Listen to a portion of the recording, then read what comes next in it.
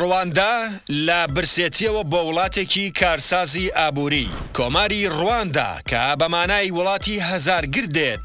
ڕواندا وڵاتێکە هیچ کەناراوێکی نییە و ناکەوێتە سەر هیچ دەریا و زەریایەک. پایتەختی ڕواندا ناوی کیگالیە. ژمارەی دانیشتوانی ڕواندا با 12 ملیۆن کەس دەخەمڵێنرێ. لە سەدا 58 دانیشتوانەکەشی گەنجن. ڕواندا پاشماوەی دەوڵەتێک بوو کە لە ئەنجامی جەنگی نێوان خێڵەکاندا دروست بوو. لە بەناوبانگترینیان خێڵەکانی هۆتۆ و تۆتسی.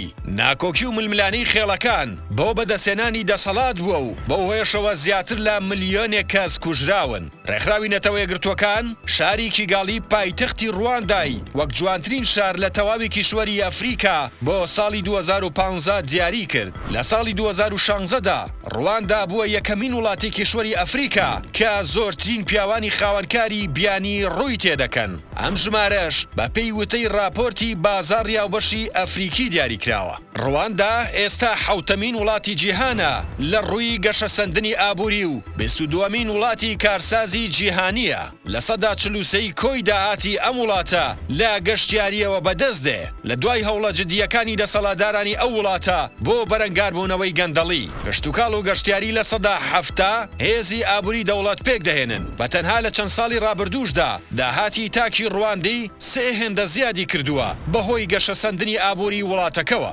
جگە لەو گەشە سندنە ئابووریەش ڕواندا خاوەن کەشوهەوایەکی فێنکە و پلەکانی گەرما بە درێژایی ساڵ لە نێوان 12 بۆ 27 پلەی سیلیزیدایە. هەروەها ڕواندا با بەخێوکردنی گۆرەلای شاخی بەناوبانگە و گۆرەلاکان لە پارکی نیشتیمانی گەڕکانەکاندا دەژین کە هەر گەشتیارێک بڕی 750 دلار دەدات بۆ سەردانکردنی پارکەکە. دەوڵەتی ڕواندا لە سەدا 44 کۆی بودجەکەی بۆ فێرکردن و تەندروستی تەرخان کردووە. وەک هەوڵێکیش بۆ زیادکردنی ڕێژەی گەشتیاران حکوومەتی ڕواندا بڕیاریدا تەواوی دانیشتوانی جیهان دەتوانن بەبێ وەرگرتنی ڤیزا سەردانی ئەو وڵاتە بکەن.